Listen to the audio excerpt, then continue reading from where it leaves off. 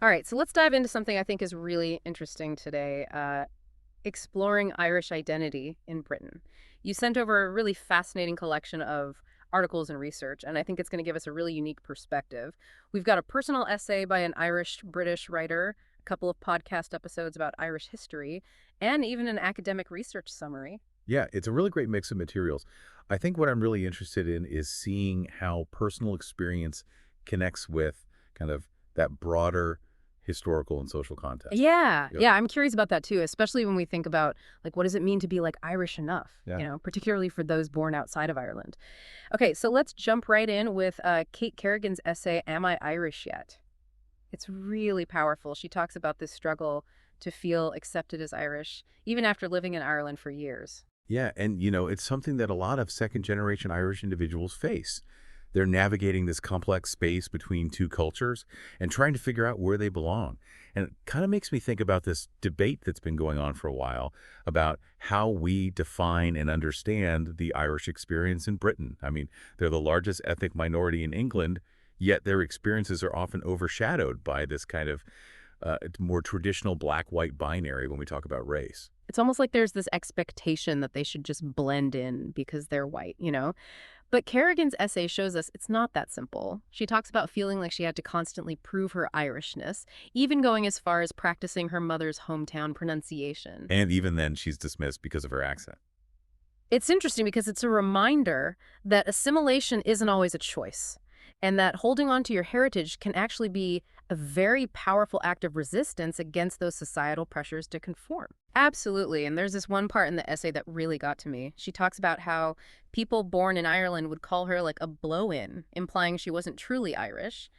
That must have been so isolating to feel like an outsider in the very place that she was trying to connect with. It really highlights the social and psychological impact of these identity struggles. And it's not just about feeling like an outsider. It's also about facing these harmful stereotypes. The Irish are frequently stereotyped as feckless drunks.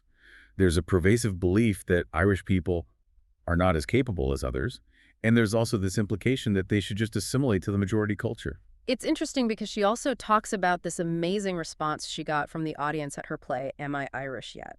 Clearly, it resonated with a lot of London Irish individuals who have dealt with those same feelings. It makes you wonder if those stereotypes are why so many Irish individuals in Britain might be hesitant to fully embrace their heritage. It's definitely something to think about. And it makes me think about all the historical context that has shaped these perceptions. The podcast episodes that you included from Irish History Podcast provide a really stark look at the anti-Irish sentiment that was rampant in Britain in the 1920s and 30s. Yeah, those episodes were really eye-opening. I had no idea how widespread and blatant the racism and discrimination was. I mean, like, hearing the story of Martin King, for example, was like a real wake-up call. It's supposed to be a funny story, but it exposes this casual racism that was just woven into everyday life back then. Right. It's a reminder that prejudice can manifest in really subtle ways. It's embedded in humor, seemingly harmless interactions, but the impact is anything but harmless. Totally. And then there's this thing, the Irish Immigration Investigation Bureau, that was actively campaigning against the Irish in Liverpool. It's just chilling to think about these like organized efforts to demonize and exclude an entire group of people.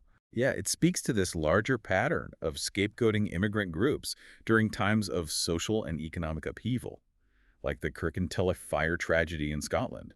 That's another really sad example of how this prejudice can have really devastating consequences. It's just crazy to think that just a few generations ago, signs reading "No blacks, no dogs, no Irish" were commonplace. It's a stark reminder that these attitudes, while they might be less overt today, they haven't completely disappeared. Yeah, I mean, it's important to remember that history isn't just something that happened in the past. It still shapes the present. That legacy of discrimination is still felt by many Irish individuals in Britain today. It makes you wonder how all of that historical baggage impacts how they view themselves and their place in British society. Which brings us to this research summary, Between Two Places. It talks about the different ways that Irish individuals in Britain have navigated their identity. Yeah, and the researchers identify these three main approaches: integration, segmentation, and assimilation. Integration is about maintaining your Irish identity while participating in British society. Segmentation is about living primarily within Irish enclaves and having limited interaction with the broader British society. And then assimilation is about losing or rejecting your Irish identity to fit in. Okay, so the research found something really interesting. A really high percentage of Irish-born people in Britain identify as Irish only. I mean, isn't that surprising that so many Irish individuals choose to hold on to that singular identity even after generations in Britain? It's definitely a testament to the strength and resilience of Irish identity. Hmm. And I think it challenges that assumption that integration inevitably leads to assimilation. It suggests that it's possible to maintain a strong connection to your heritage while still engaging in the broader society. The research also points to the importance of passing on that sense of Irishness to their children. Like they're trying to create a bridge between their past and their future, ensuring that their heritage doesn't get lost. But there's also this darker side to this story, right? Unfortunately, yes.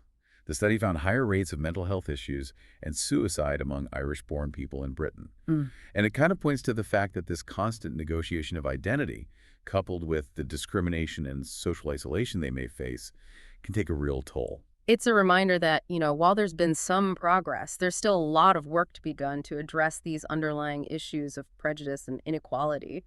It's heartbreaking to think that these individuals are carrying such a heavy burden. Absolutely. And, we can't forget the impact of the Troubles in Northern Ireland. That period of conflict had a really significant impact on the Irish community in Britain, leading to increased suspicion and discrimination. The Prevention of Terrorism Act, for example, was often used to target Irish individuals unjustly. It created a real climate of fear and mistrust. Oh, wow. It's hard to imagine living under that kind of scrutiny and suspicion, especially when you haven't done anything wrong. It's a perfect example of how political events can really exacerbate existing prejudices and anxieties, leading to the further marginalization of already vulnerable groups. And the consequences are severe. The research highlights that Irish people in Britain have higher mortality rates than any other resident in Britain.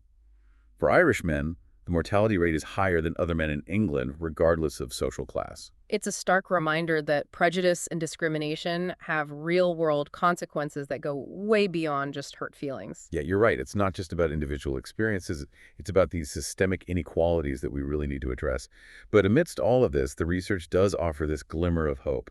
It notes that there's a rising visibility of Irish culture and success stories, which could be fostering a sense of pride and belonging. Like Irish culture is finally getting the recognition it deserves. Exactly. Figures like Seamus Heaney, Martin McDonough, and the Riverdance Group have really helped challenge stereotypes and showcase that richness and vibrancy of Irish culture. It seems like there's this shift happening, a growing appreciation and understanding of what it means to be Irish in Britain. It's a positive development, but it's important to remember that visibility alone isn't enough. We need to continue to address those underlying issues of prejudice and inequality to create a truly inclusive society. Yeah, it's a reminder that progress isn't linear and there's always more work to be done. But it's definitely encouraging to see those positive shifts taking place. It's fascinating how even with this growing acceptance, Irish identity often gets caught in this binary model of race relations, which overlooks the nuances of their experience. Yeah, you're right. It's like because the Irish are considered white, people assume that their experience must be the same as the general population. But we've seen from all these sources that it's just not true. They face their own unique forms of prejudice and discrimination. Exactly. It's so crucial to look beyond that simplistic black-white framework and recognize those unique challenges.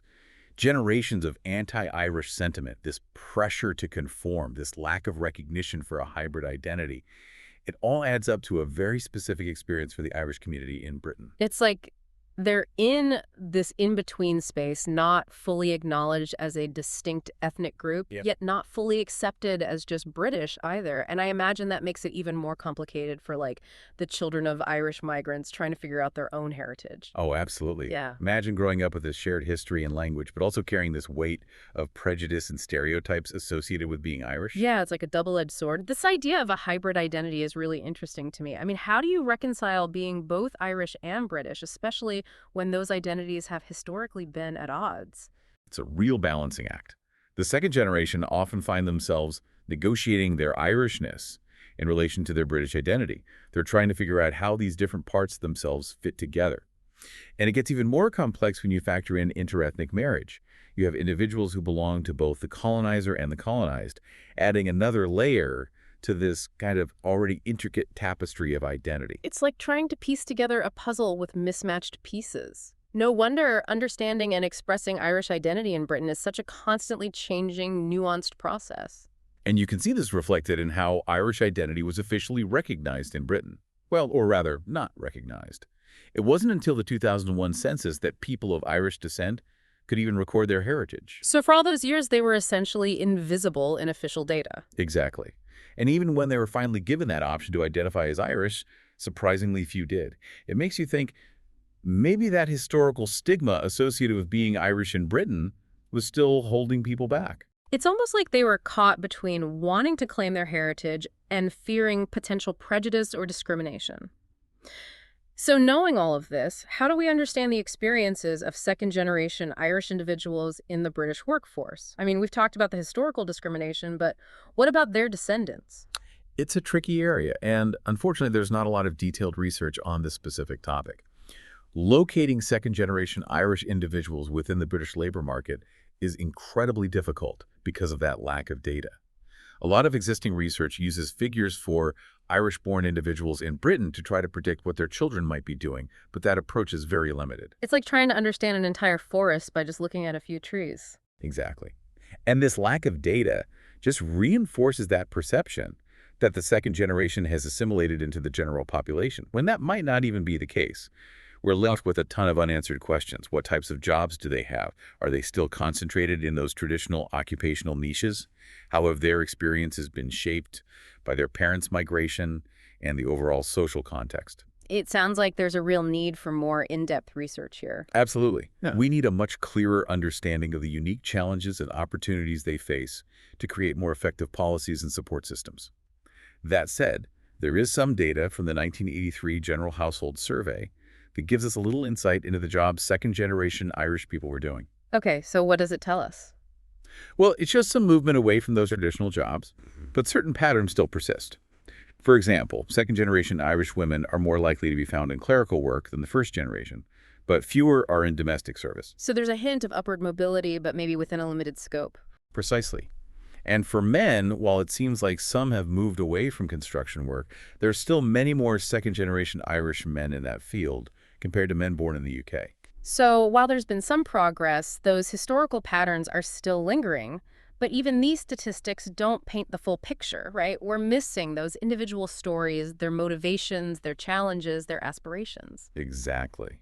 We need qualitative research that delves into those personal stories to really understand their experiences in the workforce. And this brings us to an academic study that looked specifically at second-generation Irish individuals in Coventry. Oh, interesting. Tell me more about that study.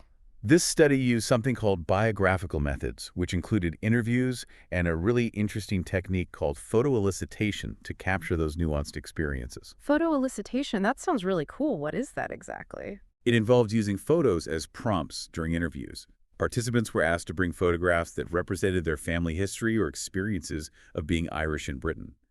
The photos helped spark memories and deeper reflections. It's like giving a voice to those unspoken experiences. Oh, that's powerful. I can see how just a single image could unlock a flood of memories and emotions. Absolutely. And the photos actually helped to build trust and rapport between the researcher and the participants. It created this more collaborative research environment where the participants are actively shaping the narrative. Yeah, so it's a much more personal and engaging way to gather information. So what kind of themes emerged from these photo elicitation interviews? Well, many participants talked about the struggles their parents faced when migrating to Britain. They shared stories of prejudice, discrimination, hardship. The photos served as those physical reminders of those struggles, allowing them to connect with their parents' strength and resilience. It's like they were honoring their parents' sacrifices and resilience through these stories and photos. Exactly. And by sharing these stories, it also helped them make sense of their own experiences, to understand how their parents' journey had shaped their lives. It's such a testament to how deeply family history and migration impact individual identity. Absolutely. And it really highlights why it's so crucial to capture these stories, to understand the complexities of Irish identity in Britain.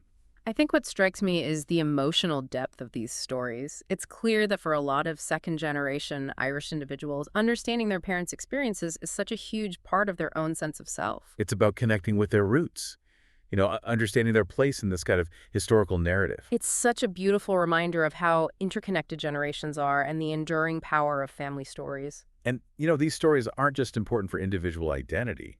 They give us valuable insights into those broader social and cultural dynamics of Irish identity in Britain. By listening to those personal stories, we get a much deeper understanding of the challenges, the triumphs, and the complexities of navigating identity within a multicultural society. It's a powerful reminder that every statistic, every demographic trend represents real human stories. Stories that can challenge our assumptions, help us see things from a new perspective, and create a more empathetic and inclusive understanding of the world around us. What's really fascinating is that the study found this unspoken understanding among the second-generation Irish individuals about certain parts of their culture and experience. Yeah, it's like this shared code, something outsiders wouldn't necessarily grasp. Right. They didn't need to over-explain things because there was this inherent understanding within the community. Yeah, it really speaks volumes about that feeling of belonging, of being part of something larger than yourself. Yeah, it really does make you appreciate that strength and resilience of the community. They've managed to hold on to their culture and contribute so much to British society, all while dealing with, like, some pretty significant hurdles. Yeah, their story is a real testament to the power of perseverance and adaptation. And it seems like things are finally moving in a more positive direction. There's this growing visibility and appreciation of Irish culture. Hmm. And I think the progress that's been made in the Northern Ireland peace process has created a much more welcoming environment for Irish identity to really flourish. Yeah, I can see how that would have a huge impact on, the self-esteem and confidence of Irish individuals in Britain. Like, they don't have to hide their heritage anymore. They can celebrate it. Exactly. They can really embrace who they are without feeling like they need to kind of downplay their Irishness. But, we can't forget that there's still a long way to go. I mean, the research that we looked at highlights these ongoing issues, things like poverty, health disparities, discrimination within the Irish community. Right. You're right. Those systemic issues really need to be addressed if we want to achieve genuine equality and inclusion for everybody. One thing that really stuck with me was the lack of data on second and third generation Irish individuals in Britain. It's like they're this kind of invisible minority overlooked in these official statistics and research. It's a really crucial point. Without accurate and detailed data, it's almost impossible to really understand their needs and experiences. We need more research that focuses specifically on their situation to inform policy and develop effective support systems. Yeah, it's like we're missing a piece of the puzzle when we're trying to understand all the complexities of British society. Exactly. And that lack of visibility can really perpetuate their marginalization. So we really need to bring those experiences to light and make sure that their voices are heard. So where do we go from here? How do we address those ongoing challenges and ensure that the Irish community is getting the recognition and the support that they deserve? Well, I think we have to start by really acknowledging those unique struggles. We need to move past those kind of simplistic assumptions about assimilation. We can't just lump them in with the general white population and assume that their experiences have been the same. Exactly. We need policies and programs that are specifically tailored to their needs, whether that's access to healthcare, affordable housing, quality education, or fair employment opportunities. And we need to base those policies on accurate data and research. Absolutely. We need to make sure that our data collection is more inclusive and really captures the diversity of experiences within the Irish community. Yeah, and it's not just about government policies, right? It's about all of us challenging stereotypes, promoting understanding, and working towards a more inclusive society. I couldn't agree more. We really need to create a culture of empathy and respect where everyone feels valued for who they are. Okay, so if we had to, like, boil everything down to one key takeaway for our listeners today, what would it be? I think it would be that Irish identity in Britain is this complex and constantly evolving story. It's shaped by history, by culture, by personal experiences. It's a testament to resilience, adaptation, and maintaining this deep connection to heritage, even when faced with really challenging circumstances. That was beautifully put. It's a story that needs to be heard, it needs to be understood, and it deserves to be celebrated. And it's a story that's still unfolding. Each generation is adding its own chapter. And as we move forward, it's so important that we recognize those incredible contributions that the Irish community has made and continues to make to British society. They've enriched the culture, they've contributed to the economy, and helped shape, the fabric of modern-day Britain. So to wrap up this deep dive, I want to leave you with something to think about. If the definition of Irishness is always changing, especially for future generations born in Britain, what will it mean to be Irish-British in the years to come? That is a really fascinating question, and one that I'm sure is going to lead to some really interesting developments. Understanding these nuances of identity, not just for the Irish community, but for all diverse groups, is absolutely essential in building a truly equitable and inclusive society. Well said. And that concludes our deep dive into Irish identity in Britain. We encourage you to continue exploring this topic and consider how it intersects with your own understanding of identity, culture, and the world around you.